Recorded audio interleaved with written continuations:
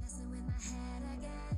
You had your heart set on me, but these feels, they come and go, and they come so easily. Tell me what it is about you that I can't forget, but you're breaking down my walls again, just to set me free. Why do I, baby, why do I love the way you are, we always leave me? Why do I, baby, why do I love the touch but never love the feeling?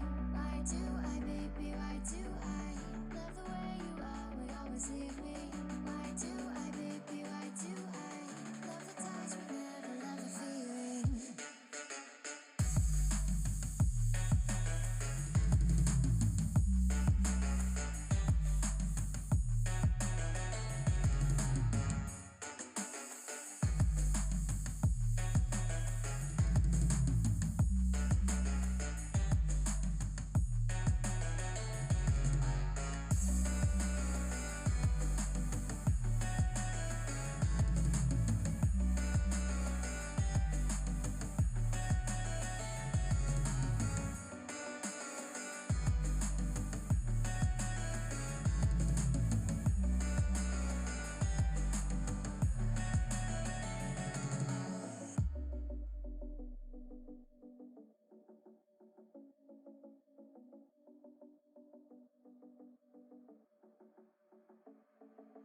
Staying up when I go out, you gotta know I'm all yours. But when I say what's that about, you start slurring your words. Tell me why you have to seem so distant when I'm holding you. Your fingertips are drifting away, and I fucking love how it hurts.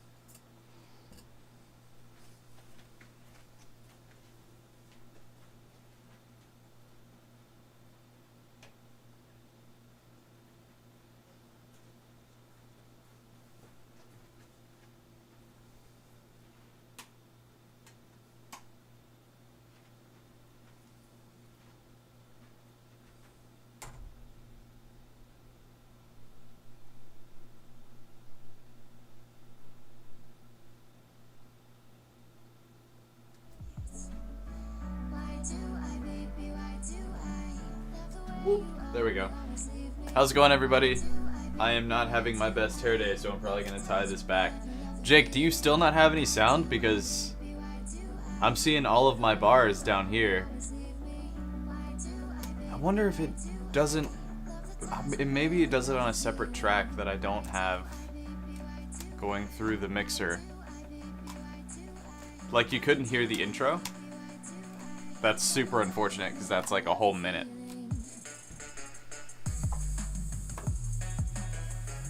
I'm just basically using this as a mirror really quick. I got my hair soaking wet and then I didn't wash it. And when it dries that way because of the texture, because of how thick it is, it's kind of like the consistency of like hay.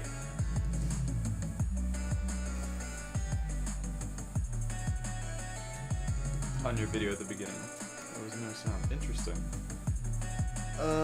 I know it has sound, and I know it's getting into the encoder, but it's just not getting all the way through. It's not going through the encoder into the correct channel and then into Twitch. Can hear you fine. Okay, cool. Well, that's the main thing. I'll look into that after the live stream, or if we have a lull for a second, I might look into it. Still my favorite series of tricks to do. So, normally John Luke joins me for these on Sundays, but today I think he's actually... I have a GPS tracker inside of my brother. He is, yeah, he's at work. He doesn't work today, but I think they have some sort of like social event thing. Made it to Texas. Hey! Congrats, Jake. Glad to hear you made it well. You made it fine. How was the drive with all of the babies? And Leanna?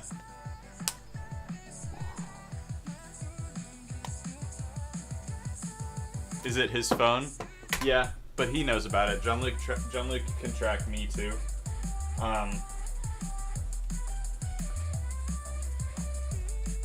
I don't think it's a big deal. I know it probably weirds out a few other people. It wigged out our grandparents when we told them about that. Because we went the last time, every once in a while, I'll when I have the means, I'll try and take my family on a vacation. So I think it was it was 2 years ago. It was 2019. I rented a car and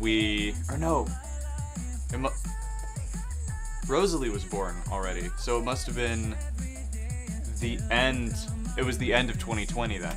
I rented a car, we shoved my mom, my brother, my daughter, my girlfriend all into this, it was a relatively big car, but it didn't have, it did have third row seating. We drove down to Miami to visit my grandparents, and while we were there, I'm a pretty notoriously independent person, so what I do whenever we go to visit my grandparents is I'll just disappear and go walking on the beach or find a park or so. John Luke does the same thing, but he's almost always going to work out and coming back. Hey there, Coco Bear, what is up? Welcome, thank you for tuning and showing up in chat. Google being a narc. Anyway, this last time that we were in Miami, my mom kept checking her phone to see where I was, and if we were in different parts of the city and my mom or my brother were late to something, we would look at our phones and go, oh no, they're right around the corner, they're 2 blocks away. And eventually our grandparents were isn't that weird that you all know where the other one is at all times? And we're no, it's only weird if we decide to make it weird. It would be weird if we were checking it all the time, going is mom at home? Is John Luke at work? But sometimes it's nice just to have the peace of mind to be hey, I'll check my phone sometimes before I get here to see if John Luke is here when I get here. Just stuff like that. It's good for peace of mind, and it's also completely consensual. We're all aware that we've allowed ourselves to be tracked. Seabug and I use Google Maps location sharing. It's pretty useful. We're using Life 360, which has a subscription service that you can have too. But I only activate that if we're away on vacation, because the subscription service lets you do things like protect rides and safety checkups. So it has crash detection. It'll notify you if someone's driving 75 miles an hour and their speed becomes 0 in 2 seconds. It'll be like, hey, you know, likely crashed. It's never happened to us, but I imagine it would send you a notification that's like, hey, we think we've detected a crash. Would you like to call so and so or whatever? And it has like the exact location, so like you can just dispatch help directly there. Wait a second. Gun. Oh boy. God damn it. Oh, what is this? Wait a second. Is this one of those God damn it. fake raids? Wait a Either second. God it's damn one it. person who has made multiple accounts, or it's a bunch of people who are trying to all pretend to be the same person. Welcome you guys. Thank you for tuning in. Thank you for the new follows. I appreciate it. But if it's spam and bots, like, keep that to yourself. Like, I appreciate the support, but you do more harm than good when you, like, inflate the numbers like that. Synchro Ambi, is John Luke related to you? Yeah, John Luke's my older brother. Oh, which brings up another point. I turned 30 this year, and I don't know what to do. There's a really weird story surrounding my birthday, so I always... I've kind of forgotten about it every year for the last... How old am I? I'm 29 because I'm turning 30. I've forgotten about it every year for the last 14 years. Because for the first 15 years of my life, we celebrated my birthday 2 months early. Because my dad had faked my birth certificate to get me into school a year earlier than I should have been. Because he was like, oh, my kid's brilliant. He's gonna do great. He's fine. Yeah, my dad was basically Rick Sanchez. Just a much less chaotic version of Rick Sanchez. To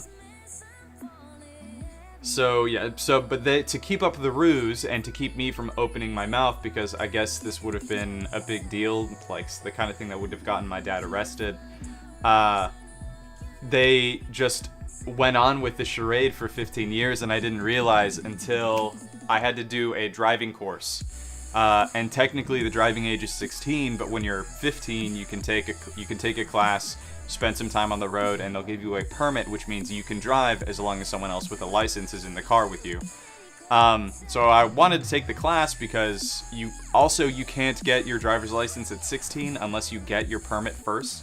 You have to have your permit for a year. I don't know if it's all still the same now, but that's how it was back then.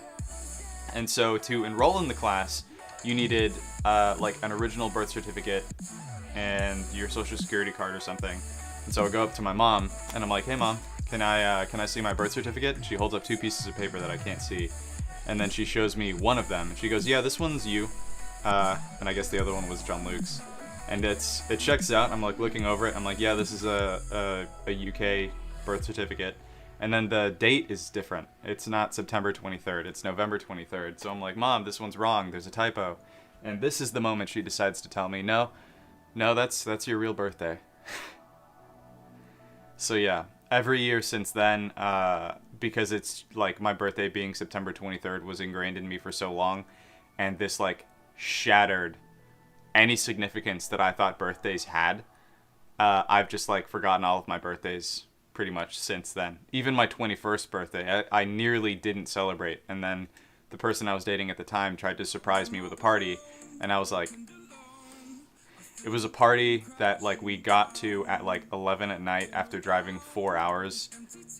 I was just tired. That is wild. It is wild.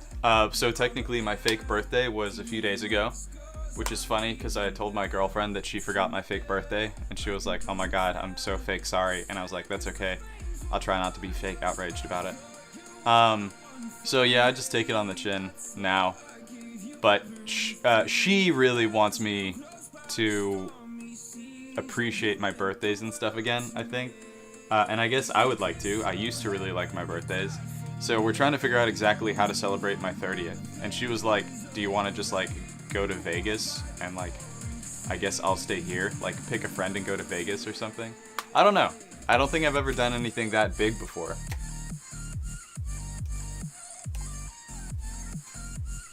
I also don't know what I would want for my birthday. A suit. More suits. I want to be able to just wear nothing but suits on my live streams. If I did that though, I'd have to keep them on a rack here, next to the bar, which would be kind of tacky. Especially since we just sort of like reorganized the space about a month ago. so that we didn't have a rat's nest of cables like running everywhere all the time, and it's impossible to walk by. It's a lot nicer now. Yeah, my dad was an evil genius. I wouldn't say exactly that it paid off, but like, I still don't fully understand like the significance of getting me started in school earlier. That would be great. Suits are great. Or I'll just do like a big, I don't know, GoFundMe, or I'll post my Venmo on my all that stuff just seems so tacky though. Elijah, welcome back. How's it going? Oh, my car keys.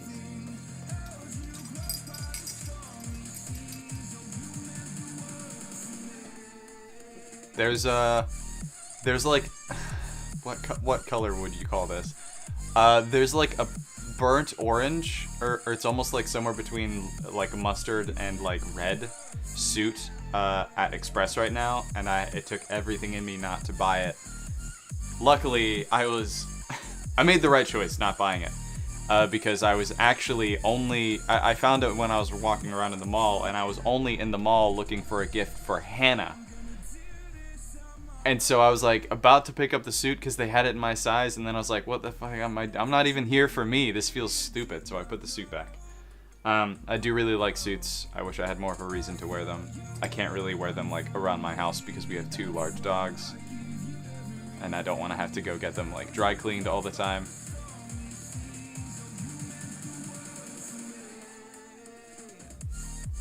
Good, I haven't been here in so long because school's been crazy stressful, but it's nice to be back. It's good to have you back. How have you been? Mostly good. Yesterday we had like a pretty big day. I went out to, yesterday was Saturday. The first thing we did is we were invited to a baby shower with Isaac and Mary, who have been on stream before. They're on social media. They have their own series of accounts. And they go by Amateur Consumption, and I think Isaac on Twitch goes by Solid Rock, but he streams infrequently. It's ROK, by the way, not ROCK. If you guys want to find him, follow him. You're more than welcome to, but he doesn't really have like a strict schedule. Otherwise, we probably would have rated him by now. We did that. I got to go to the daddy shower, which was way cooler. Also, Jason and Yay, it's Mitch. Welcome you guys. Thank you for tuning in. So we got to go to the daddy shower, which just means that we went to like the Whitewater Center that's nearby here, where they have like man-made rapids and like rafting. We didn't do that. There is a restaurant there, so we ate there. We had some beers, like we walked around the whole park. I had never been there before, so it was awesome for me. Bring your dogs on stream. That would be really difficult because I could do it on Wednesday when I do gaming live streams, but I can't do it here at the bar because the dogs don't live here. They live with my girlfriend. They live with us, my girlfriend's house. I no longer live in this house. I moved out after Rosalie was born? I moved out shortly before Rosalie was born, I think. They make appearances on the gaming streams. Yeah, infrequently because they struggle with personal space. And the floor in the studio that we use for gaming, the floor isn't exactly what you'd call like square, plumb, and level. So if I get like brushed by one of the dogs, my chair will just start going like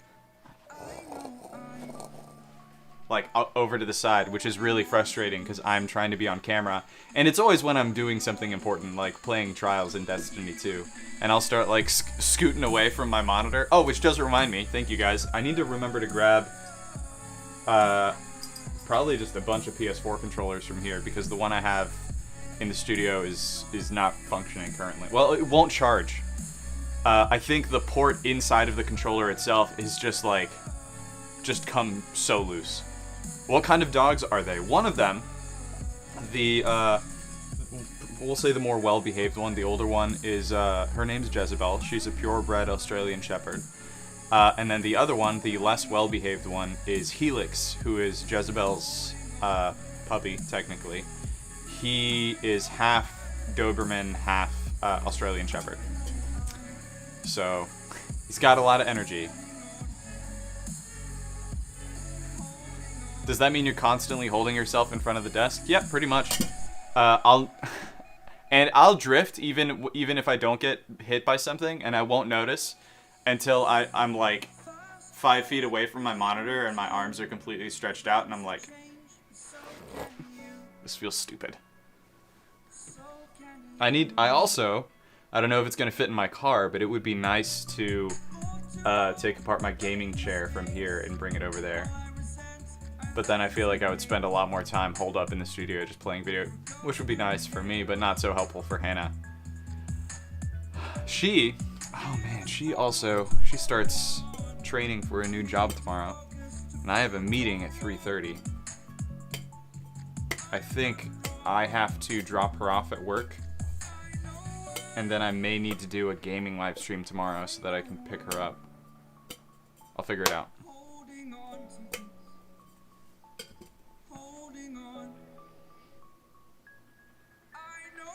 That mental image is pretty funny. It's really frustrating when I'm like, because whenever I do any sort of first-person shooter, I'm typically doing something competitive, because I need to understand the stakes up here for me to really enjoy the game. Which is why I don't enjoy many sports, because like unless the stakes are really high. If it like I would watch baseball if it was like the World Series. I watch soccer when like it's the FIFA World Cup. I'll watch nearly any sport like during the Olympics, because I understand that the stakes are high for that. But like I won't follow any sports outside of that, because I'm like in relation to like the Olympics and Worlds and stuff like that, most of those like small things, I just can't get into it. But the same thing applies to when I'm gaming. I typically try to challenge, and outside of gaming too, I typically just try to challenge myself. I did the same thing, because I'm an idiot. I did the same thing when I was building my first computer, which is still the computer that I use for gaming and streaming today. I built it, I think, with like a $1,500 budget five years ago? Four or 5 years? No, I think it was 5 years ago, because 2020 is just like entirely blacked out of my memory. I think it was 5 years ago. I built it for $1,500, and I decided, I got like full-sized parts. I had the GTX 980 Ti, and it was a little bit more affordable because this was right after, I think, the 1080s came out, and I got an i7 3770K, which was also a little bit more affordable. That's my CPU, because the i9s were like just about to come out. So for those of you who have built computers before or seen a graphics card, like a full-sized graphics card, a serious one, is a pretty chunky piece of equipment. So what I decided to do was get a micro motherboard, like a tiny little, like a motherboard that's smaller than this mat. And then I also got a micro case. So like the whole size of my tower that holds all of my components is like that and that tall. It's basically a big square. So, but it's nice because when I used to live stream from the office that's in this house, I could like fit it inside of one of the shelves, as long as there was like room for air and stuff to move through.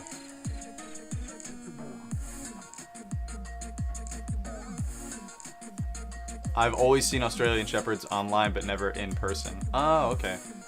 Well, during the gaming live stream, I might try and call them over. They're also, whenever they get any kind of attention, they get really wound up really easily. You've probably, I feel like, I know Helix shows up in the gaming streams a lot because he just has no concept of personal space. So he'll just like come up and straight up stick his head up under the camera, and he's just like, "What are you doing? What are you doing? What are you doing? How are you sitting in the chair and on the TV?"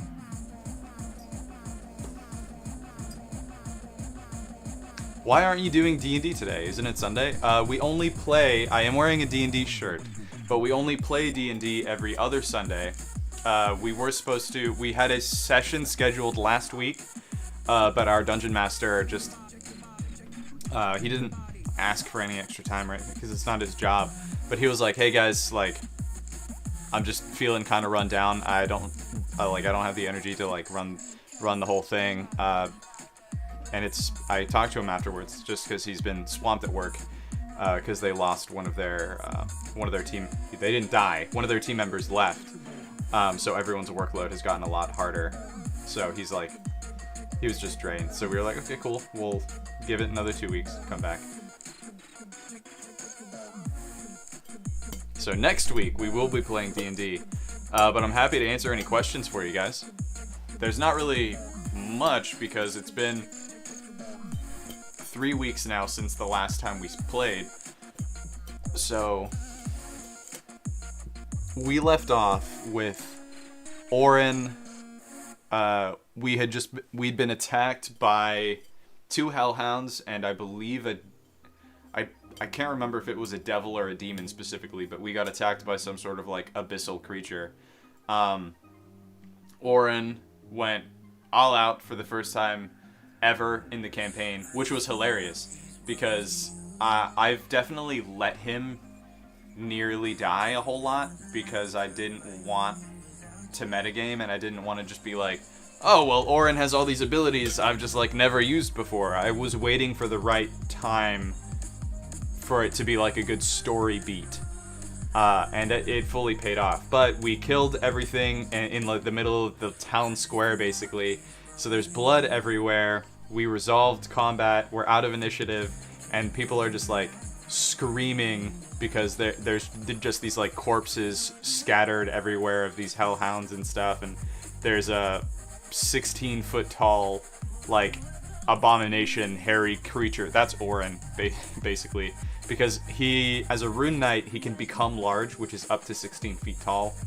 As a bugbear, he already looks pretty monstrous. And then he's also a Path of the Beast barbarian. So whenever he rages, he gains natural weapons like a tail. It's like a razor sharp tail, or like fangs, or like razor sharp claws. So he had all of those.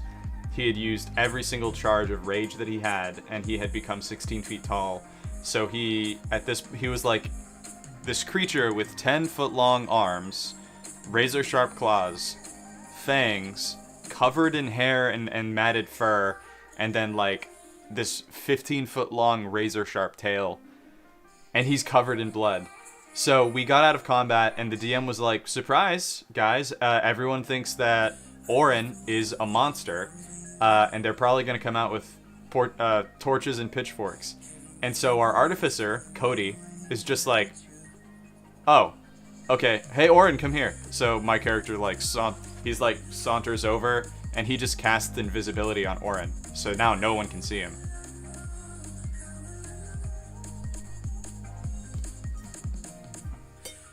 My cat only recognizes squirrels and birds on TV. To be fair, she's pretty indifferent to most things. Have you ever been a DM or want to be? Yep, I got into D&D through DMing. I believe that if you really want to do something, you should just start with whatever resources you have. And my friend group, like, no one had a consistent schedule, and nobody wanted to be a DM. Everyone just had these really cool character concepts that they just wanted to see in game. So I decided, screw it, I'll just like teach myself the rules as we go, and I would just like DM one-shots to run them through what combat is like, what role-playing is like, how story hooks work, and stuff like that. So I ended up being, be the DM you wish to see in the world, and then I did that for a long time. I didn't actually get to be a player in a campaign for like years, which was a weird experience. There's always, when you start as a DM and you get into being a player, especially when someone's DMing for you who has never been a player in one of your campaigns, there's always a moment when they quote some rule or something, and DMs are like the worst rules sometimes. So I had a really bad habit of being like, actually, tieflings can be any color. Apparently that's a big thing on TikTok right now. Like, Wizards of the Coast does not stand on any kind of tradition. They'll tell you outright, like, do what fits your game. Like, the rule of cool is definitely one thing, but what is it? It's like rule 0 is whatever the DM says is fine. So like if there's something you want to see in the game, don't not do it just because it says something else in the DMG or the player's handbook.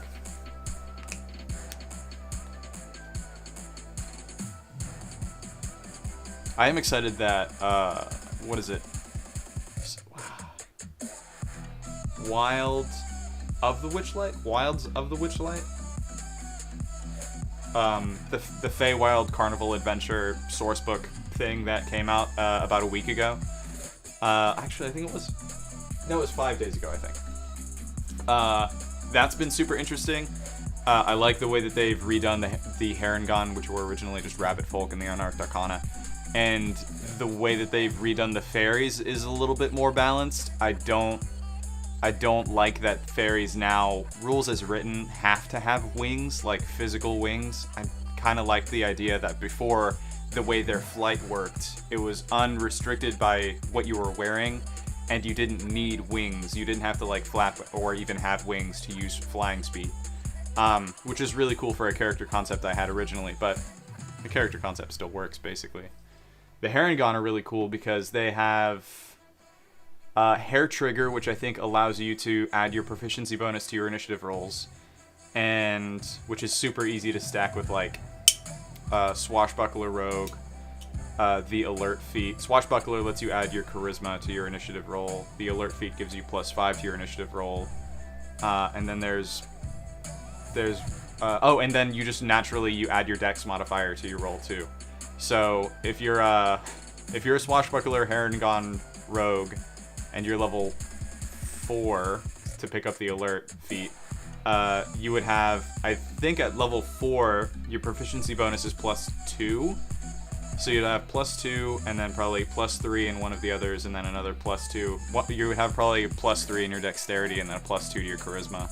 So that's +5 from the Alert feat. So that's +10 plus your 2 proficiency bonus, which is a +12. So the lowest you can roll, even if you rolled a nat 1, would be a 13, but you're typically going to be rolling 20-somethings for initiative all the time. You also can't be surprised, which is super helpful. They have another not Leoprene Senses. Leoprene Senses gives you proficiency in perception checks. They have like a jump mechanic that's really, really cool. Basically, they have an innate jump speed, kind of. They can make a jump that is equal to 5 times their proficiency bonus, which basically means you can jump a number of tiles equal to your proficiency bonus in combat. It's the simplest way to think about it. But rules as written, it stacks with so many other things that affect your jump speed. So, for example, if you cast on yourself, or if you have someone cast on yourself long jump, I think that's what it's called. Long Strider improves your run speed. I think there's another one that's just called jump, that doubles your jump distance, which means if we had a Harengon character in our campaign, and we're all level 6 right now, I think we might have leveled up. The DM never got back to us on that. If we had a level 6 Harengon with us, then their proficiency bonus would be a +3, which means they would be able to travel 15 feet with a single jump. But if you cast that spell on them, technically they would be able to jump 30 feet. They would be able to jump 30 feet and then run their run speed. And run it again even if they decided to use the dash action. Also, you don't provoke opportunity attacks when you're using that jump. The thing though is because it's not like it's not technically an innate speed, you can't use like, so let's say you have that 30-foot long jump. You can't use like 15 feet of it and then make an attack and then use another 15 feet. There's a limit to how many times you can use that jump in a day before taking a long rest. I think it's just equal to your proficiency bonus though. But yeah, you can do a lot of really cool stuff if you can just jump straight past people. Also, it doesn't specify that it's a long jump, which means if you have a jump distance of 15 feet, then you can just literally walk up to like a 1 or 2 story building and just go and just like jump up to the top. You don't even have to climb at all.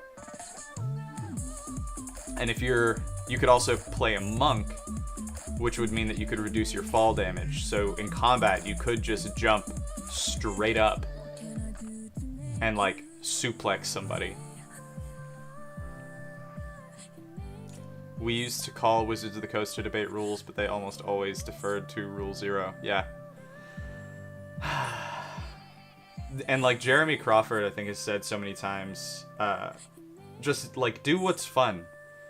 Like, if you think it's going to be more fun to ignore the rules as we've written them, or, like, reinterpret them for, like, however it makes sense in your campaign, or in your homebrew world, or not. I need to click a button here so I can actually read the YouTube chat.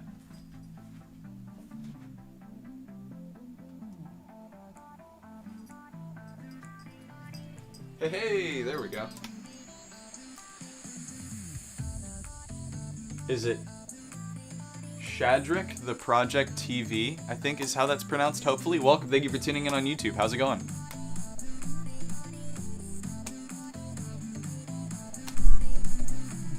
Which is fun sometimes, but also... Hold on. What? Which was fun sometimes, but also meant Brett on the other end of the line wasn't about to save anyone from the DM.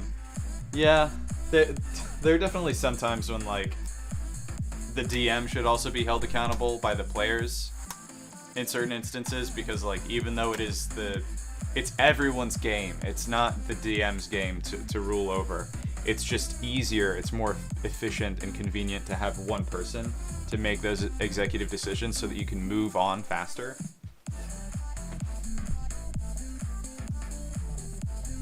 What are you doing? VG Mage, welcome, thank you for tuning in on YouTube. I'm just hanging out at my bar, practicing some flair, doing some stuff back here. I may make a syrup or a cordial or something. I could make a cocktail for you guys if you want to see what that's like. But I'm not really planning on drinking at all today. So, and this is an energy drink that I found that doesn't belong to me, but I drank it anyway. I am drinking it anyway.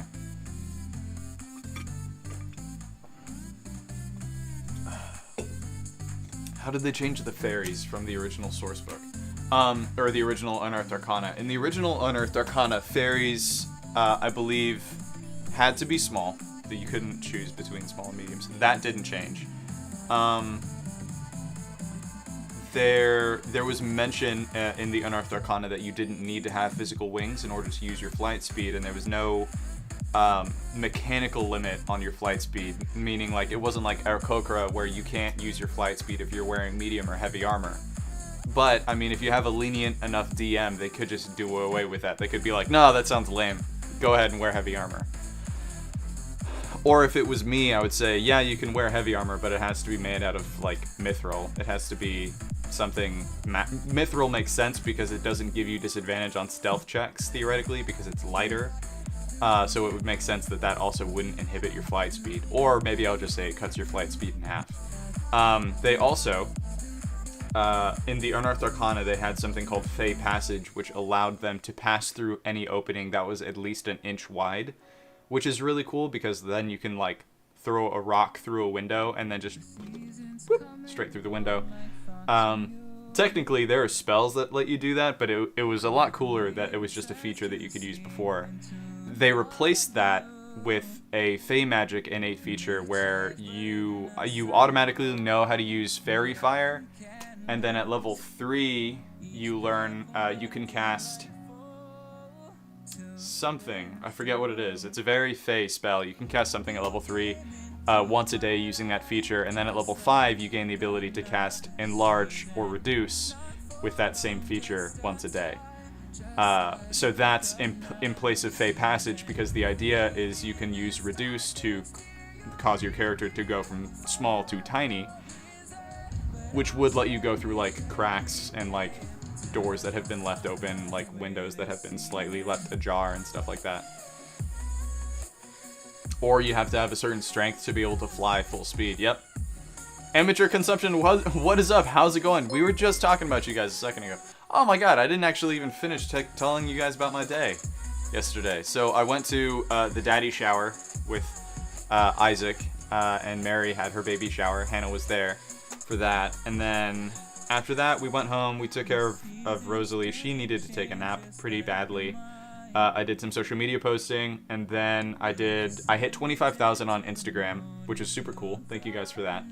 And to celebrate, I just decided to hop online and live stream for what I think ended up being like an hour and 45 minutes. I just played Destiny 2 and talked to chat. And then... what did I do? Oh, thank you for the resub. I appreciate it. Tier 1.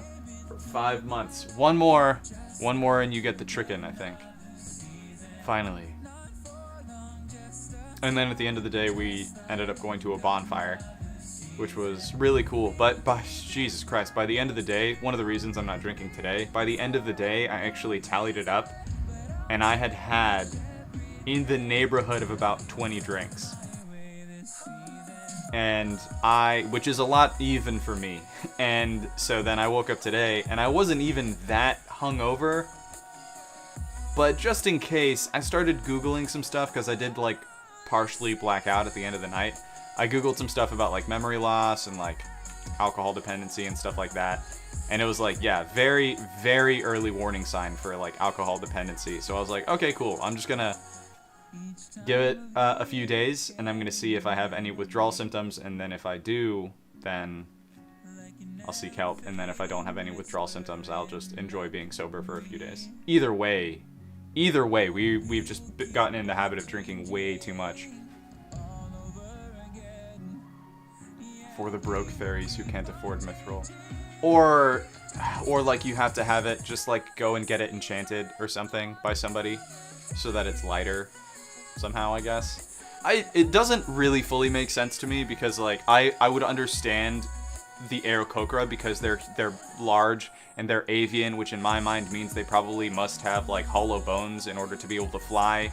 Their flying is a strength-based mechanic, not a magical one. So it makes sense that if like a fully human-sized Aarakocra were wearing like plate mail armor designed for someone who's like 5 to 6 feet to 7 feet tall, that would weigh them down and impede their ability to fly. That makes sense. But fairies are small by nature, so they can only be 2 feet to 4 feet tall. And I think in the official material now, the recommended height is like really 2.5 to 3 feet tall is what they say you should go for. About the size of a halfling, I think is what they mentioned. So, and because their flying is more magical in nature than it is mechanical, and they're inherently smaller, their armor would have to be lighter. So it makes sense that the armor wouldn't actually inhibit their ability to fly.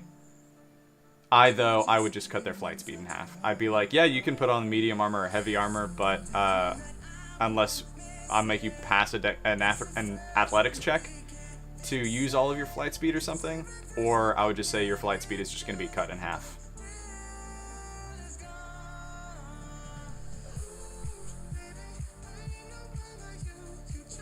Hey, can you recommend an easy cocktail that you can make at home without any special equipment and can be pretty nice to surprise a friend? Sure. An old-fashioned. Super easy. You don't need specialized equipment to make an old-fashioned. The most classic way to make it would be to build it in a glass.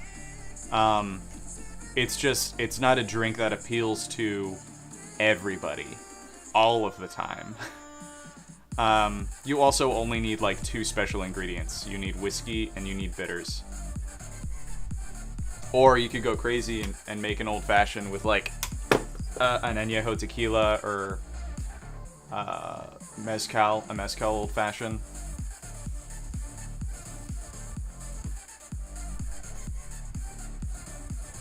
I topped out at 7 yesterday.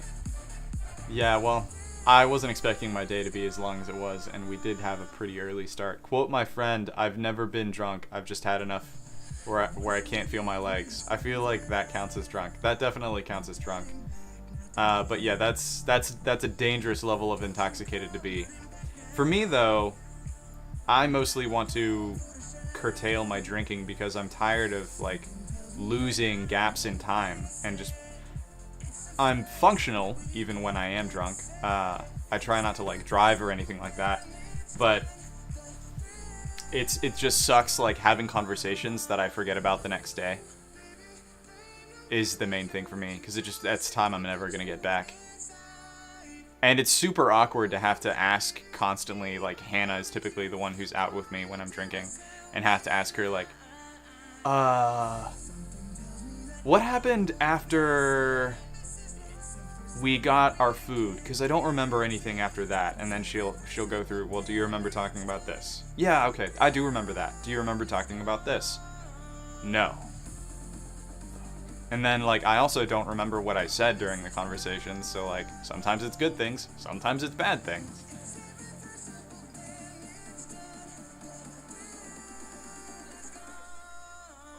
I also, through doing my research today, I learned where the delirium tremens comes from, the term.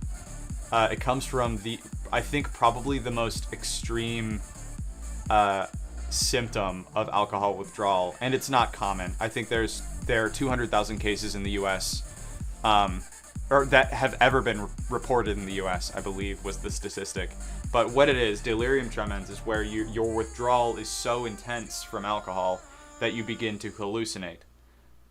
It does a bunch of other things inside of your body, but you hallucinate, and then your organs basically start shutting down, because what you've been doing, whenever you're drinking a whole lot consistently, you're basically pickling your insides. So yeah, that's them fighting back. Did I bump into my camera 1 and, like, scooch it over? Because now it's pointed over here, and it used to be pointed over here. I want to fix it. I want to fix it badly. My issue, though, is that... There we go. Alright, should be able to see that.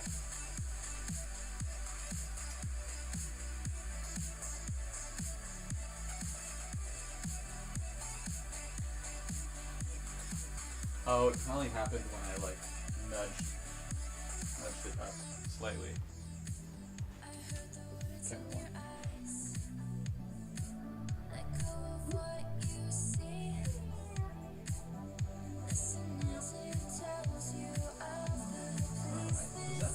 Does it maybe there? I guess. Yeah, that's fine. Chat looks a bit weird from there, but that's okay.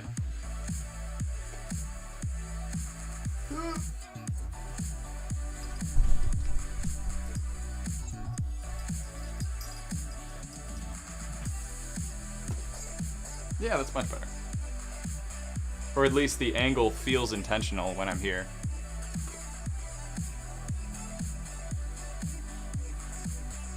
Mimosas are fancy, but not too difficult to make. Champagne and orange juice.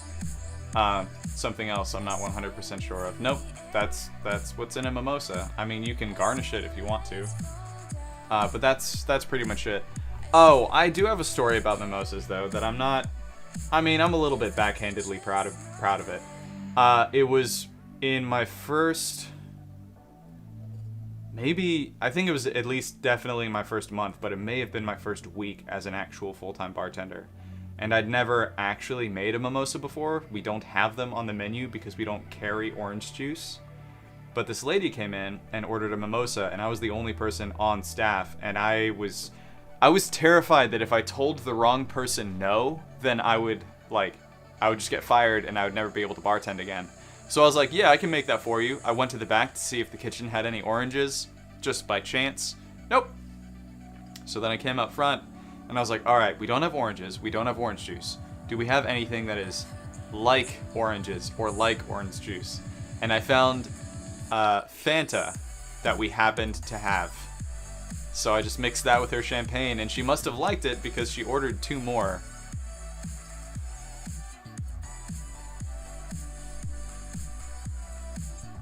I feel like it's missing something. Well, my gripe with mimosas in general is that they don't really have any body to them. There is no syrup, and the alcohol content is relatively low, so it doesn't bring much to your palate. It's probably why they're so popular for brunch, because you can sip on it, and the flavors don't linger, they don't stick around, so they're very easy to drink for that reason. But yeah, I mean, that makes a lot of sense. I might spike my mimosa with something like dry curacao. Some sweetening liqueur. Dry curacao, or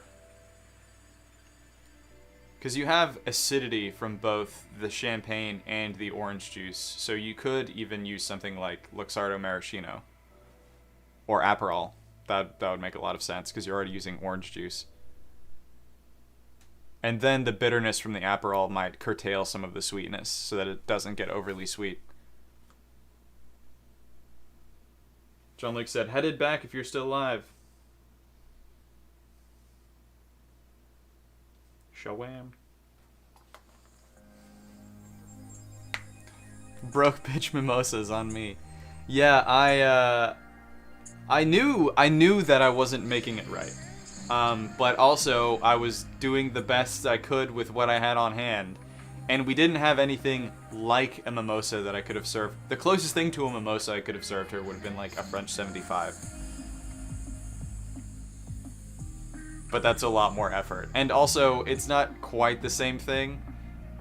And they were showing up for brunch, so I'm pretty sure what they were expecting was like, hey, let's roll up, sit down, have a $9 mimosa, and he's just gonna put 2 things in a glass. I don't think they were like, hey, let's roll up, pay $13 to $14 for a cocktail that he's gonna have to shake with all these ingredients. The French 75 is not that, it's 4 ingredients, but... to knock it down another notch, just get vodka and orange-flavored sparkling water. That's pretty much what Fanta is. I feel like I could have just poured the Fanta in the glass and she would have been like, oh my god, this mimosa is awesome. Oh, what's worse is I think it wasn't even like orange Fanta. I think it might have been grapefruit. This was obviously a long time ago. That's a story I should probably tell in a TikTok. I just need someone to ask me, like, have you ever screwed up somebody's drink? And of course, I'm just gonna begin the video with like, yeah, probably a lot, probably more than I can remember. I haven't had many drinks sent back, but I've definitely made drinks incorrectly. It happens to everyone. Nobody is perfect. I will say it's been years since I made a drink incorrectly, but that's probably the most remarkable example I could think of.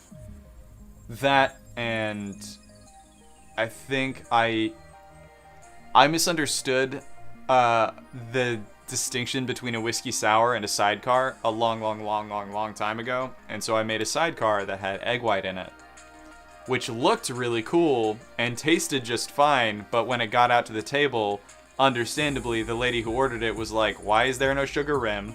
Why is there this milky white froth on top of my drink? She tasted it and she liked it, but she sent it back. She was like, it's a fine cocktail, but like, this isn't a sidecar. So I just Googled it really quick and I was like, oh yeah, me, you're right. I'd just like completely forgotten that a sidecar is basically a like modified margarita. It's technically the other way around. It's like a square and rectangle situation, but a sidecar has all of the same moving parts as a margarita, just sugared rim instead of salt rim, lemon instead of lime. You still use an orange liqueur, and your base liquor is brandy instead of tequila. That's it.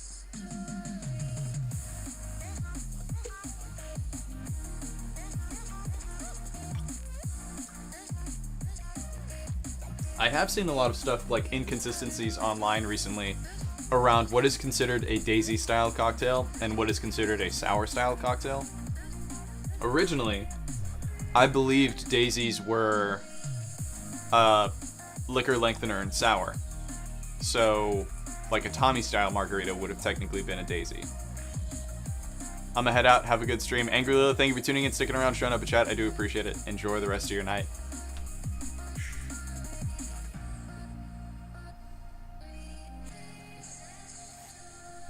I keep seeing people doing like small flair with their measuring utensils. There's some stuff I can do. One of the things that used to impress people was that I would measure 2 things at once. So I would use this cheat code, especially if I was doing anything where the measurements were pretty consistent. Like if you're making the last word and it's 3/4 everything for 4 ingredients, I would just measure, pour them both at the same time, grab the other 2 bottles, pour them both at the same time, flip it around if you're doing something like an old fashioned. I'd pour my whiskey in here, my simple syrup in here, pour that in my stirring glass, and then hit these with the rinser. The rinser is like the one piece of equipment I really wish I had behind my bar. Well, that and the fridge, I guess. Seabug, thank you for the resub. I appreciate it, man. And also, welcome back. I have apple, peach, and watermelon schnapps, and want to find something to do with them. So, schnapps are all basically flavored sweetening liqueurs, is the best way to look at them. So, like, Rumpelmints is technically a kind of peppermint schnapps. It's a flavored sweetening liqueur.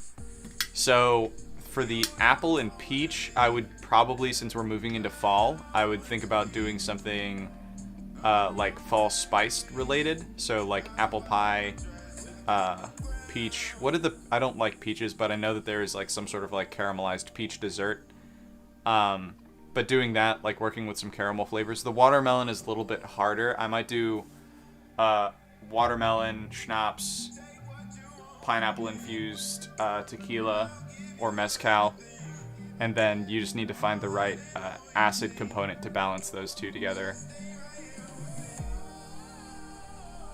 which might be something like lime juice. I think is the pretty obvious one, but I'm not sure if that would be exactly right for this. I might do lime juice and orange juice.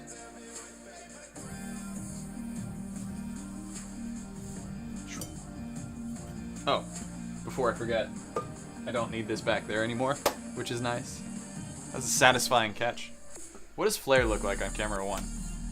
It looks really confusing, because you can't see my hands most of the time.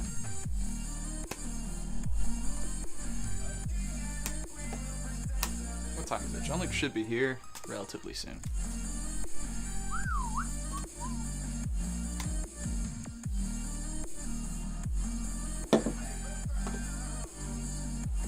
At some point, it would be really fun to travel and see, like, Tom Dyer. Well, I believe he's in the UK. But CD Bartending is just up in Toronto, I want to say.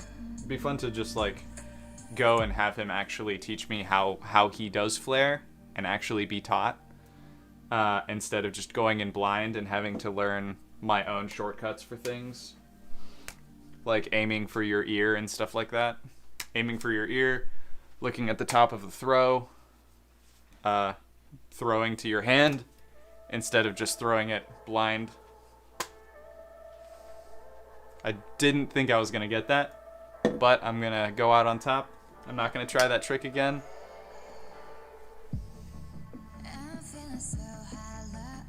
But not on camera anyway. I might try it later. Or I might try it if John Luke wants to see it. I'd like to play Magic with him again, just to see if he remembers how to play.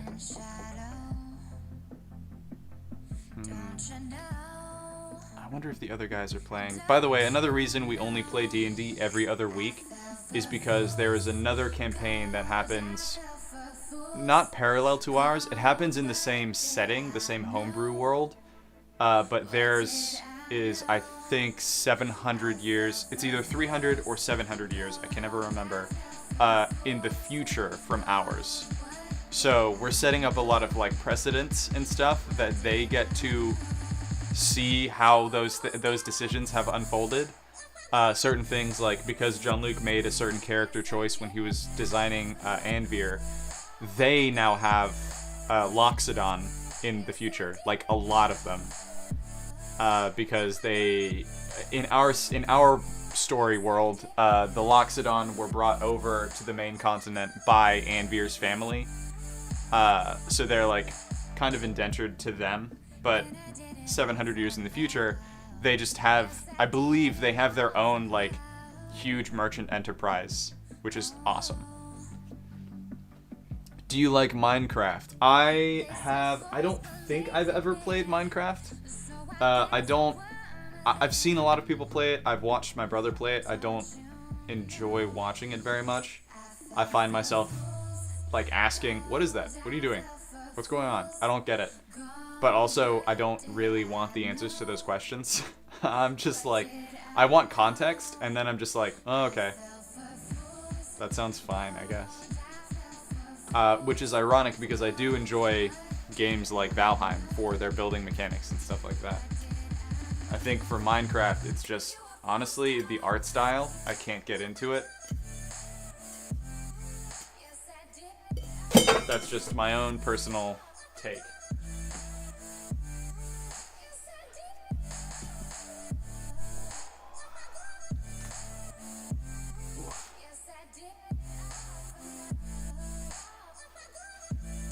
All this white hair. You know what I'm gonna do for my 30th birthday? I'm gonna get an actual haircut. Just surprise everybody. I don't think I want my hair to be short again, but just getting rid of like at least this weird fluff thing and maybe cutting it up to like here, I guess, so getting rid of like just a couple inches. Just to go back to what I looked like in my original TikToks from forever ago. Oh my god, my hair needs like oil, it needs moisture, it needs everything right now.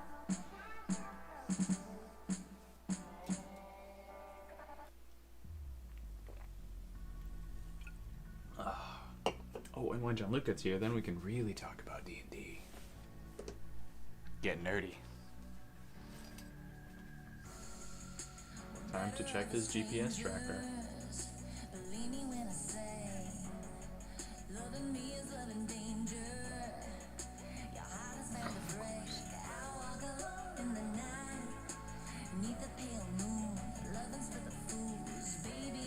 You lie like a cheap watch. Oh, I think he's... It looks like he's getting in his car, like, right now. So John Luke is probably going to be here just in time for, like, the tail end of the stream. In the meantime, I think I kind of want to take a short break, because I want to have a snack. I want to drink some water, because all I've had today to drink is Pedialyte, some Gatorade, and a... I think I've had an energy drink. No, I've just had this, so I've just had like a little bit of caffeine. So I'm gonna grab a couple snacks. I'm gonna drink some water, use the restroom, stretch out a little bit because I've been sitting down most of today, and then I'll be right back. I encourage you guys all to do the same thing. Take care of yourselves, drink some water, grab a snack. I'll see you guys back here in a couple minutes.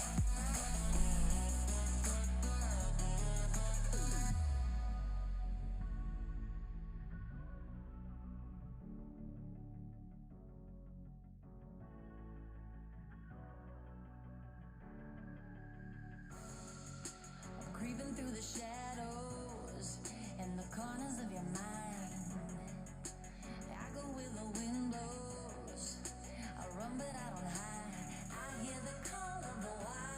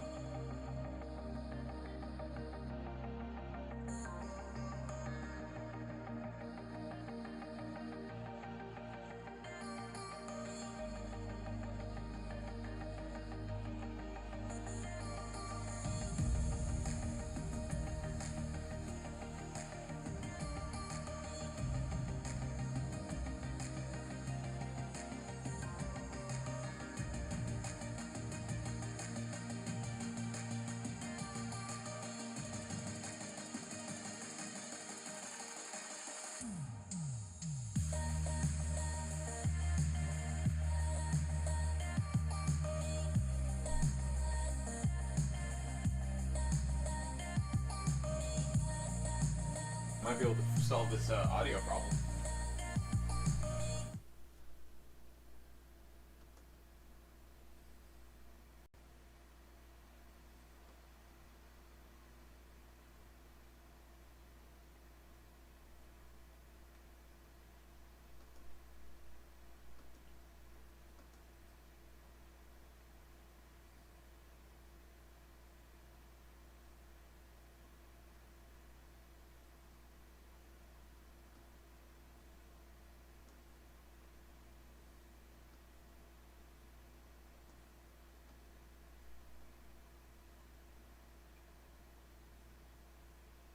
I have good news, and I have more good. I only have good news. All right. Cool. It looks like we fixed that. I am gonna put this on just because this feels like it's a little bit more comfortable. Coco Bear, where'd he go? Cheese from Seabug. I just went to drink some water, use the bathroom, eat a snack. I ate cheese. What if I did the rest of the live stream like this? Why is it... Why? Oh. I don't have gray hair. Not me. No, sir. No way, no how. No, I definitely have white hair. Actually, I think my dad told me that we've learned genetically that I technically I have obviously a combination of my mom and dad's genetics. I have my dad's hair texture and my mom's hair type, if that makes sense. But my mom's hair is like stick straight, sort of like floops at the bottom, but that's just natural from having dead ends. My dad's hair is like mine though, where if I flop it around like that, you see how it's all wavy and wants to poof out and it getting all that noodly action. But his hair went white when he was, I think, 34? Does that sound right to me? That sounds right. Makes sense. I had my first white hair when I was 17. That was weird. I thought, like, man, there's something wrong with this hair in particular. I didn't even think it was mine. I thought it was like lint or something that I had gotten in my hair. My hair was short at the time. So I just like grabbed it and went and plucked it out. And I was like, was that my hair? Or was it attached to my hair? And I looked at it. I felt it. I like ran it underwater. And I was like, no, that's a white hair. And so naturally, I saved it. Or I tried to. I think I lost it eventually. But I just like set it down on my sink because I was like, no one's going to believe this. I won't feel old. I already sometimes feel old, so that's a lie. I won't really feel old, I don't think, until I have gray beard hair. I think even if all of my hair just went sheet white, I think I would still look... It would just look like I dyed my hair gray, which is fine, I guess. I've had dark hair my entire life, so when it all goes white, I don't think I'll care. I think I'll be like, yeah, might as well. Like, I'm ready for a change. I've actually never changed the color of my hair. I've had stuff like sprayed on it, but I've never had any highlights in it. I've never changed the color of it. All of that just sounds like so much effort. I also don't take good care of my hair, just in general. I just realized there's an echo down here. Which makes sense. It's nothing but hard surfaces on the other side of the bar. Loriander, welcome back. How's it going? How old are you from Dalp? I'm 29. I turned 30 this year. Gray beard hair can come very... Hold on, brain. Why can I not English? Gray beard hair can come very early, way before hair turns gray. Oh. Well, I am gonna feel older sooner then, probably. It won't matter, I'll just shave. I'll just stay clean shaven forever. And I'll always have this baby face. Maybe. I did mean to shave before going live. I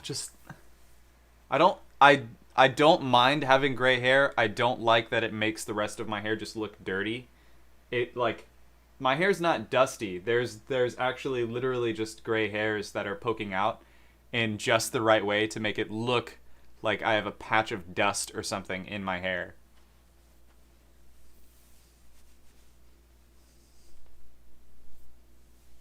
I've started brushing my hair when I wake up and before I go to bed, and that's made a slight difference.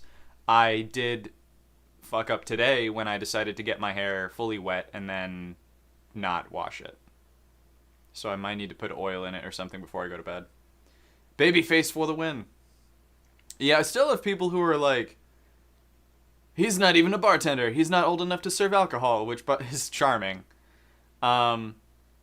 That'd be worrying if I wasn't if I was actually. Some people think I'm like 19 and 20, which it would be concerning if I knew as much as I do, and and I talk about it the way I do, and I was that young. I definitely know a lot more now than I did when I was that young. So there's that.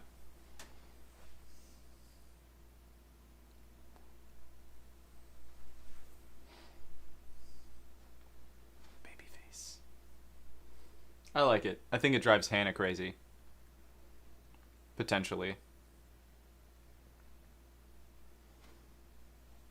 She's the one that really, really wants me to celebrate my 30th. I also want to celebrate my 30th birthday. But with all of the other stuff that we have going on all the time, it's just like, it can wait. Like, we're figuring out our car situation. There's like the move. By the way, my birthday's not until November, so we have time to plan something if we really want to. I'll just be like, hey, can I peace out for 2 weeks and just go to Colombia? That'd be great. I want to go to TwitchCon. That's what I want to do for my birthday. What is your goal in 10 years? Do you want to run your own bar? In a manner of speaking, yeah. I don't have like a time frame for it. I don't like my career goals are less of a roadmap and more like an idea of milestones that I want to hit and goals that I want to achieve. Some of them are like pretty easy to measure. Some of them are like, you know, crossing 25,000 followers on Instagram, crossing 1.5 million followers on TikTok. They're all those like pretty common milestones. But then when I say I have goals, like one of my like career end goals currently, and they evolve. I always just add stuff at the end. But one of my career end goals would be to open a catering bartending studio where I would have all the space and a full bar to like set up my cameras, but we don't actually serve guests. We just... Oh, I heard someone talking suddenly. We don't actually serve guests. We just have... we have like celebrities and things like that come in, and we have other industry people come in and just like talk about their experiences, answer questions, get interviewed, have a good time. There'd be like a music area as well. And we would open it for... The reason I call it a catering space is because we would also rent out the space for like weddings and private parties and stuff like that. We could do that. And the way that I would set it up is I would have the cameras probably either on a pneumatic mount, which would be really expensive, but realistically they'd probably be on scissor mounts, which... Of course, I don't have an example of this, but a scissor mount is basically it extends and collapses through a series of like accordion-like metal pieces that are fixed together as X's. So they close up like this, and they expand out like that to pull stuff away. But they're pretty common to have them spring-loaded into ceilings to move lights and cameras and things like that. So I think I would just have those on rails, and then when we're doing events, I would just like just push them up into the open ceiling to conceal the cameras and stuff like that. That's the kind of bar that I would want to open. Unless somebody came to me with a business proposal for them opening their bar and they just wanted to put my name on it, I guess. I don't really have any interest in like opening a regular bar. I don't think I have the the clout or the wherewithal to do that. And being a bartender, being a good bartender or even a great bartender, and being able to run a bar are two very different things. You have to think about like P&L, like product loss. There's a bunch of like other stuff you have to keep track of. I don't have time for that on top of my content. Before I went into content production full time, I was the acting bar manager at my previous bar, and when I let my boss know that I was going to make that transition, one of the first things he said, I think it was actually Drew, and Drew was like, "Word, so that means you're probably not going to have time to do all the bar manager stuff, right?" And I was like, "Yeah, that's why I went so long without picking up the position. Also, I just didn't want to do any of that. But somebody had to do it eventually. Like, we just had no standards for what felt like an eternity. And it's not exactly fair to Chad, but we definitely could have done better. There he is. The man, the myth, the manager.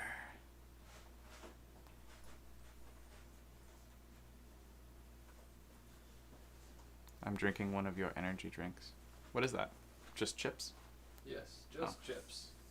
What do you think about that energy drink? It's kind of sweet for me, but I like it. I'm not jittery, which is kind of nice. But then again, I haven't had that much caffeine today. I'm like 5'0", so people either think I'm like in middle school or mature enough to be like 30. That's fair. I do have to use the bathroom, but... November baby. Yep. I'm a cusp baby, right between Scorpio and Sagittarius, I think. There he is.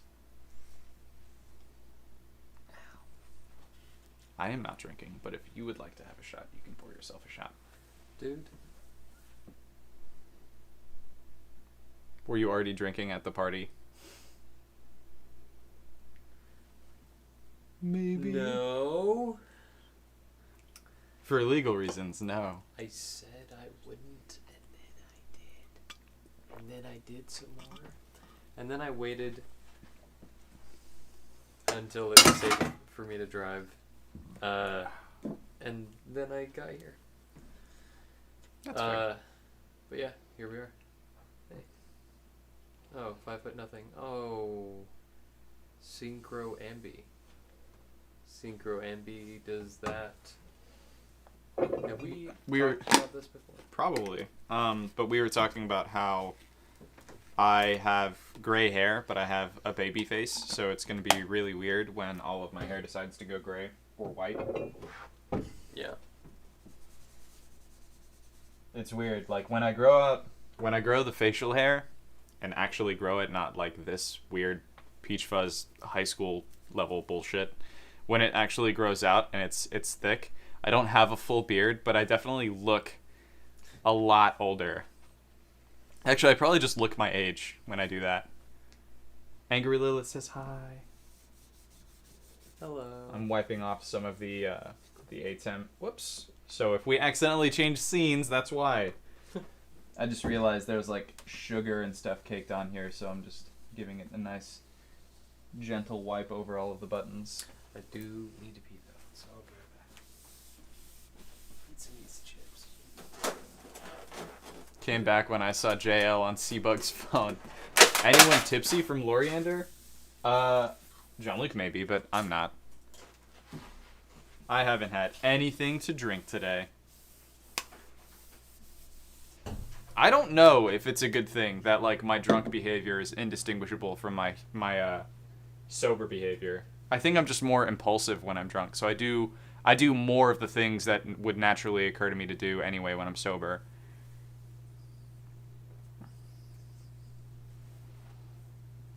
The biggest, man, the worst thing that I do is I'll get drunk and then I'll make plans.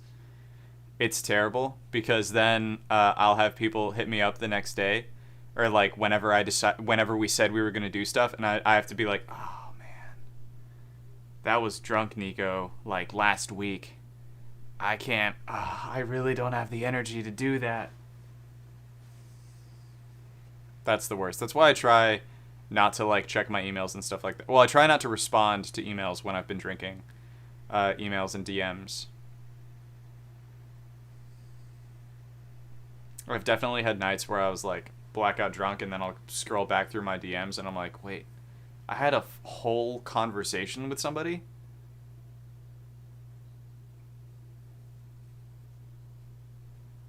Wait, Synchro Ambi, you're not tipsy yet because you have, so you're gonna get tipsy later because you have work tomorrow? So much pocket fuzz.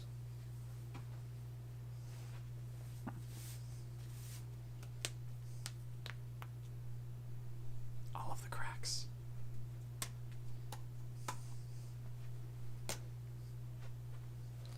Hope John Luke wants to talk about D&D. Oh man, now I remember what we did for the last live stream. I remember John Luke showed up at the very end and he was like, man, I just wanted to take a shot. I don't want to be on stream. And then we finished about a quarter liter of Tito's between the two of us. That's not a point of pride. That's like, just got way too used to just binge drinking. Drunk me plans are always like, let's go skydiving, so I don't have to be I don't really have to worry about them as sober me. Yeah, well, my drunk plans are like, I'll message one of my friends and be like, man, we haven't hung out in forever. Like, do you want to come be on stream? And then later I'm like, oh no, I don't know if I can pull that off. Having extra people on stream is a little bit more time intensive because I have to like rethink about how I have all the cameras set up. I have to plan to make sure that, we're going to have stuff to talk about all the time. Well, hopefully you can have somebody on stream who can come up with things to talk about. Speaking of which, I did want to talk about D&D. Did you? Again. Please. Yeah. Are you excited to play next week? Yes, I am. I am excited. I sent Zach that sword that I sent you, and he likes it. I don't know if he's gonna use it, but I think it'd be just such a good reward for the moment your character like fully arcs over into Paladin. Yeah, like when you hit Paladin level 3. As a companion weapon. Mm-hmm. Going like all the way from the beginning of the journey from as a paladin, like as a real paladin that can do paladin things and understands the path that he needs to take as a paladin. It gets that weapon. It can do other stuff too. I don't remember. I know it allows you to use your charisma modifier, and you're automatically proficient with it when you attune to it. I forget what the other stuff is that it lets you do. Pull it up on my phone. My favorite thing would be the player engagement. You have to have... What if I had someone in the group who could voice the sword for me? Another player? What, like In like the party. having me voice the sword? Yeah, somebody RPs as the sword.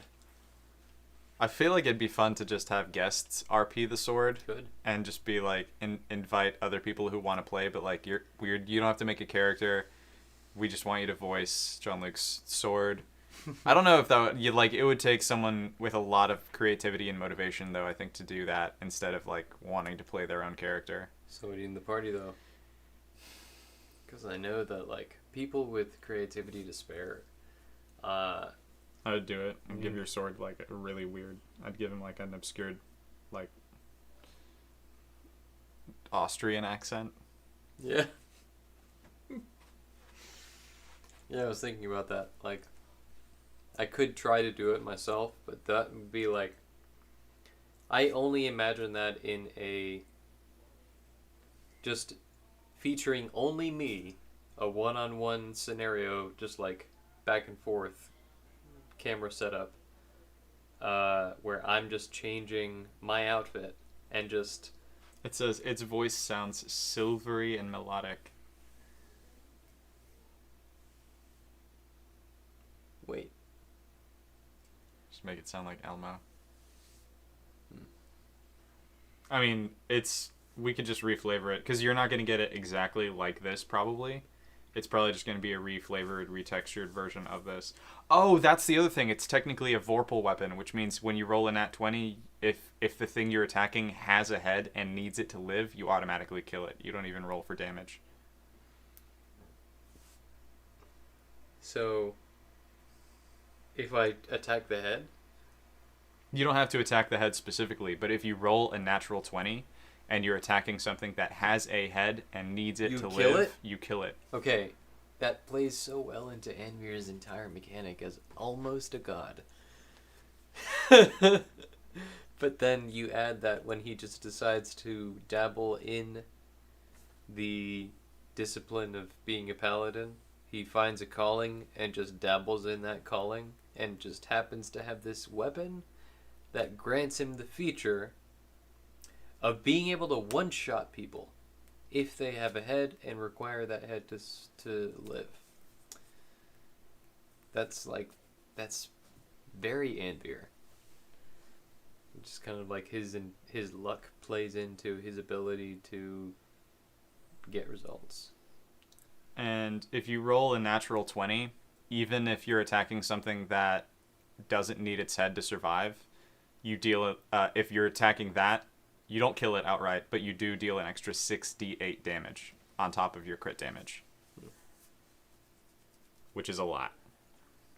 Yeah, 6d8 is probably the most I've heard of in a campaign that I've been a part of. For a weapon. For a weapon. Yeah, you can get higher if you're casting like higher level spells. And that's if you crit. That's 6d8. Yes. Okay. That would play very well into like Anvir's entire like reason for going into Paladin to begin with. He wants to be competent in hand-to-hand combat. He needs to be, because eventually his luck is going to run out and he's going to need a backup plan. The sword also has hearing and dark vision out to 120 feet. So like it can also be a threat detection system. And if I RPO's the sword, can I have an unseen serpent wield the sword just to move it? It can move it, but it can't use it. That's all I need. It's just to move it. But I don't think it can communicate with you if that happens. What if it has message?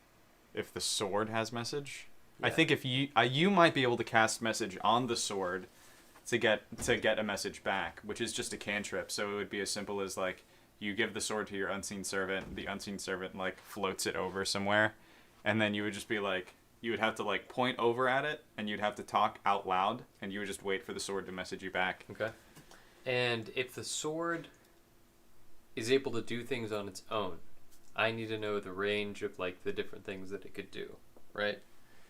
And I'm keeping in mind, of course, the possibility that I may not even be able to wield the sword. But, Zach, if you happen to be watching, I'm hoping to appeal to your better judgment here.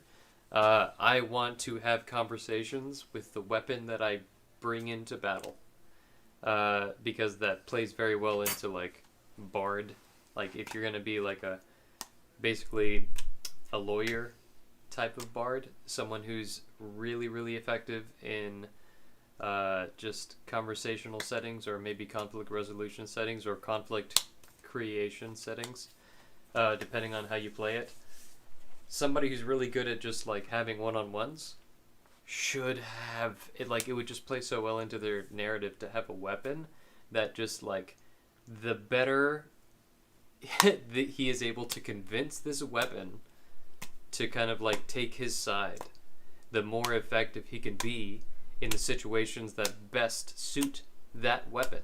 And those situations are the whole reason Anvir wants to become, like, kind of like subconsciously ends up taking the calling of becoming a paladin.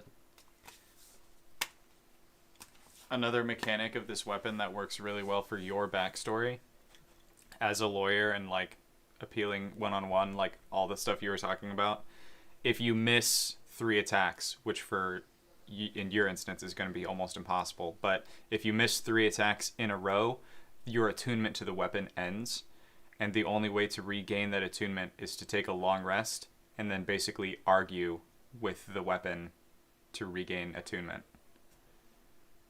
I think you have to rest in between. I don't think you can just do it willy-nilly. If you could, that would be hilarious. John Luke just arguing with the sword in the middle.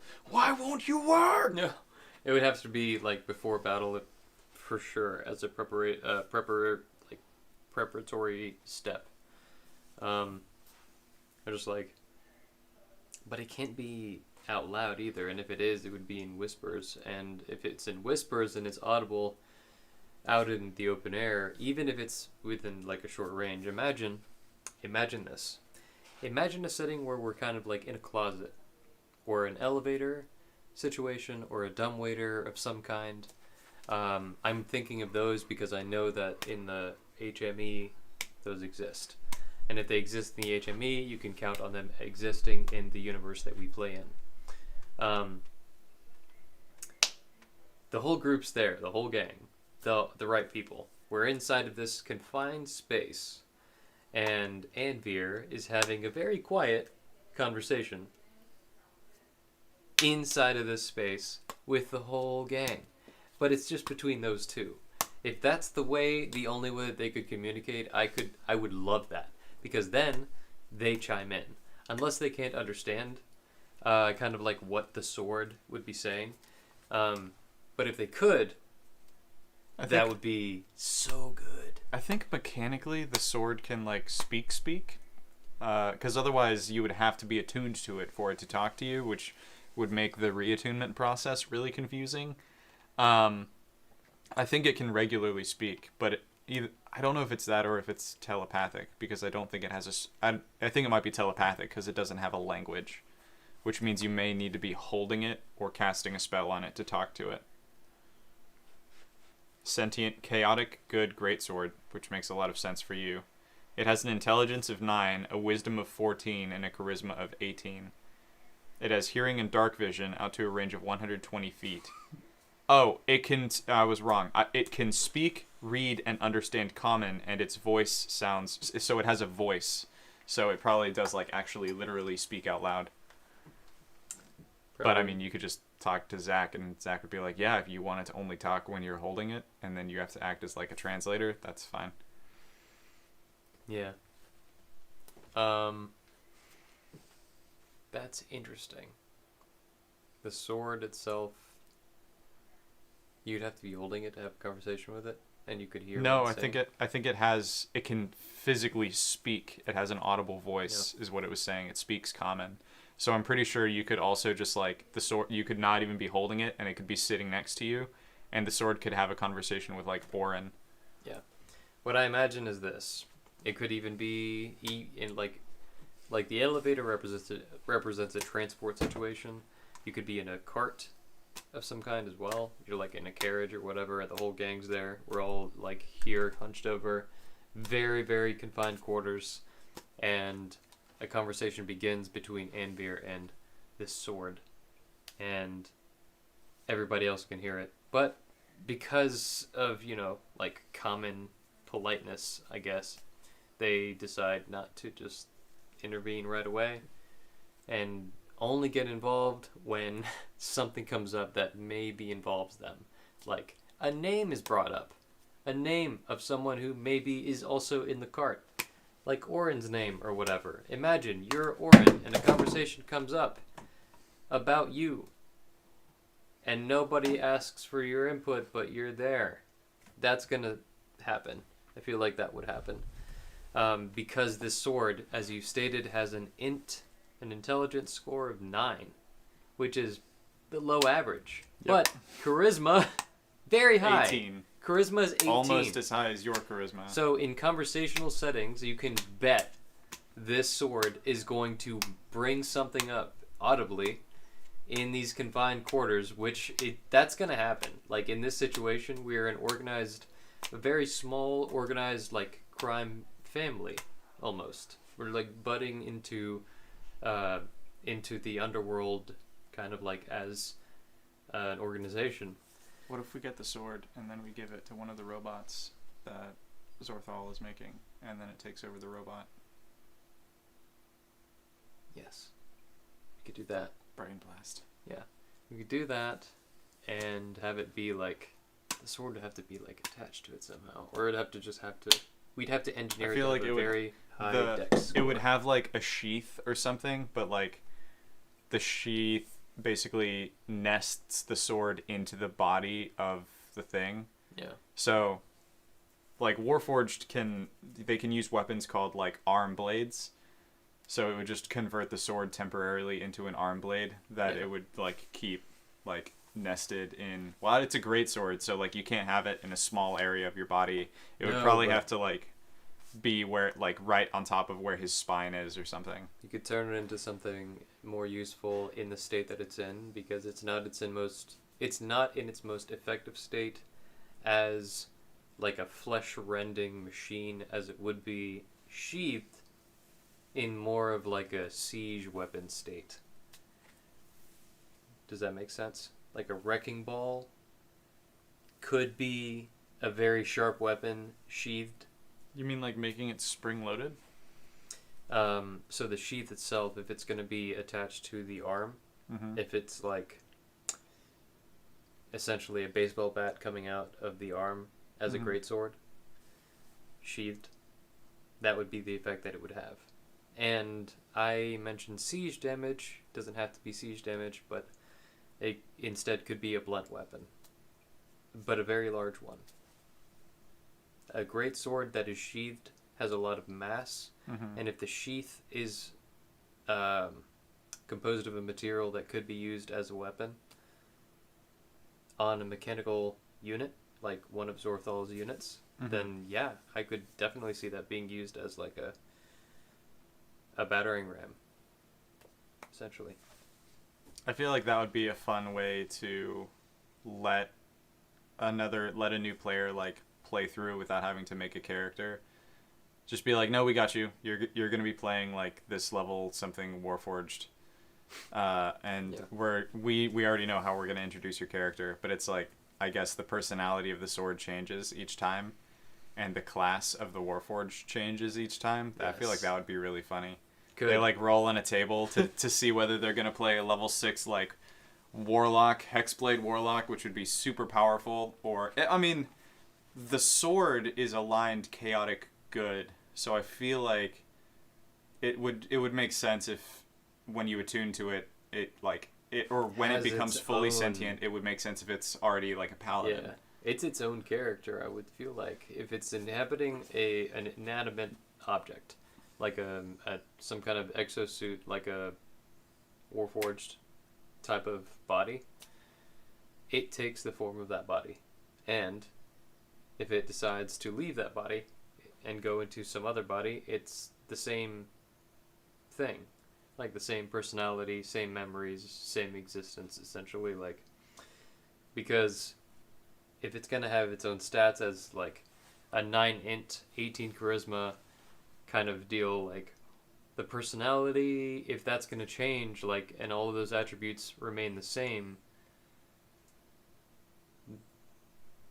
that'd be really difficult. I guess the only thing you're changing really is the accent then, and the background, Mm-hmm. how it got there. So it would make more sense instead to just have a personality attuned to the weapon that stays with the weapon no matter what form the weapon decides to take. Or kind of like, in the case of the weapon being like taking on the presence of a Warforged, it would be... Wow, now this is getting difficult to explain. I feel like if it were, it would be a Path of the Ancients Warforged Paladin, or Oath of the Ancients Warforged Paladin, because the sword comes out of the Feywild. That's why it's chaotic good. And it's already, like, the art on it, it has, like, leaves and stuff, so, like, I imagine this Warforged that has, like, vines and things growing out of all of its mechanical parts. Yes. Like Bastion. Mm-hmm. The Bastion Yeah. skin. You know what I'm talking about. Can Yeah, I you can see that. look for the chef jacket before you leave, Papa Bear? Yeah, I can actually try and look for it right now. Thank you for reminding me. It can only be in, like, one of 3 places, so...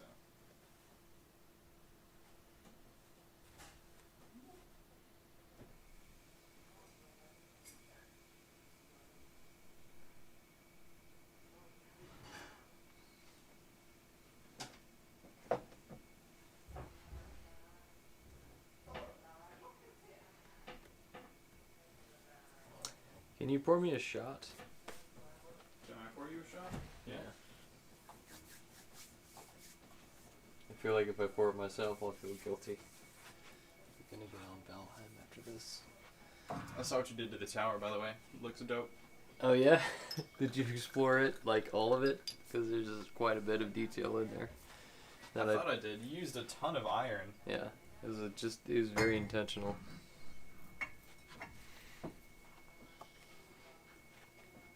That's just for you. Cheers. Cheers.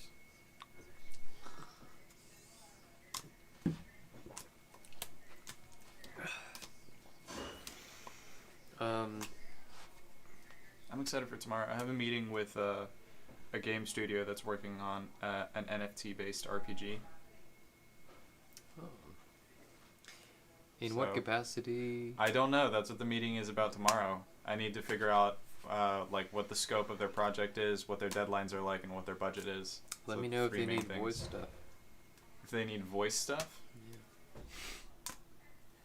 I feel like I don't know if that's what they're looking for. I think they probably want like they want to make sure that they're gonna have like real estate on somebody's live stream, or that they want to be covered on like TikTok or something. It's weird that a game company would reach out to me because I don't do so much of that anymore. Yeah, that's fine. But doing voice acting for them would be really cool. Get me started. I I just definitely figure, have like- like a decent recording setup. Part of the reason why I feel like a lot of people kind of like are drawn to you is your storytelling. And your storytelling has a lot to do with how you carry yourself. And your standing right now on social media has a lot to do with how consistent your content is. Consistently, you're a good storyteller. A very good, consistently good storyteller. I try. And part of that involves being good and consistent in how you like tell that, and like your voice is part of that. I'm definitely very intentional in the way I speak during my stories. I don't know. It's just little things that you pick up like that. It's partly like having being wired the way a comedian is wired, so that like you understand how your inflections like emphasize or de-emphasize certain things, and then part of it is just good narrative practice, I guess. Like understanding that stories need to have beginning, middle, and end. I would say it's a practice in awareness. Awareness in like how you are as you speak, because sometimes when you're not aware and you catch yourself, you're like, oh wow, I did not realize how anxious I was. And you pick all of that up on like kind of how you're speaking. And you'll pick that up and realize like, oh no, I just put out into the world and kind of projected onto whoever I was talking to that I'm like kind of what state I'm in, whatever it may be. It helps that I write most of those stories before I record them. Yeah. Alright, well, the stream is winding down. I'm going to find somebody to raid here on Twitch, and then I need to find the chef's jacket that Hannah is talking about. Who's it going to be? Not Summit 1G. Maybe I won't raid anybody.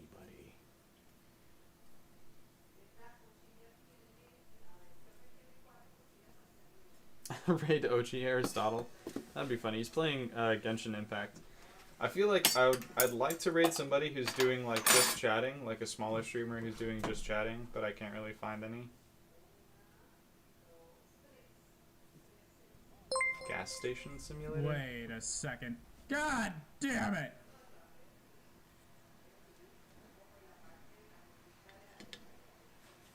Oh, I thought that was like Adam Savage or somebody. How does Ginger Pixel only have 2 people watching him right now? Isn't that weird? How that works. Sometimes, yeah, I'll see like large stream. I mean, like sometimes when you're streaming outside of your typical schedule and you don't blast it on social media, or you're streaming not the thing that people associate with your stuff. Like I know that the bartending streams get more views than when I'm gaming. So like, it affects everybody, regardless of what level you're at. just affects some people differently. Like Pokimane could go live randomly doing something she's never done before, and she would still have like A ton thousands of people tune in. But for her, it's the difference between like thousands of people tuning in and like tens of thousands, or maybe hundreds and tens of thousands. I would say that's more dependent on the angle of the camera, but that's a different discussion. That's fair. All right, so I don't think we're gonna raid anybody today. I really need to find this jacket before I space out and forget. But guys, everyone, thank you for tuning in, sticking around, showing up. Thanks for all of your help and support. Hopefully we have been helpful and supportive for you all as well, since that's why we do everything here. The next live stream is going to be tomorrow, 7 p.m. EST. I don't know if it's going to be here or if it's going to be a gaming live stream, because I need to figure out a couple of moving parts first before then. Since I think Hannah has to go to work at 3. I have a meeting at 3:30. If it's gaming, can we do Valheim? I would like to do that. Yeah, so would I. But anyway, guys, that's going to be it for this live stream. Next live stream is tomorrow, 7 p.m. EST. Everyone, thank you for tuning in, sticking around. Until next time, good night, everybody.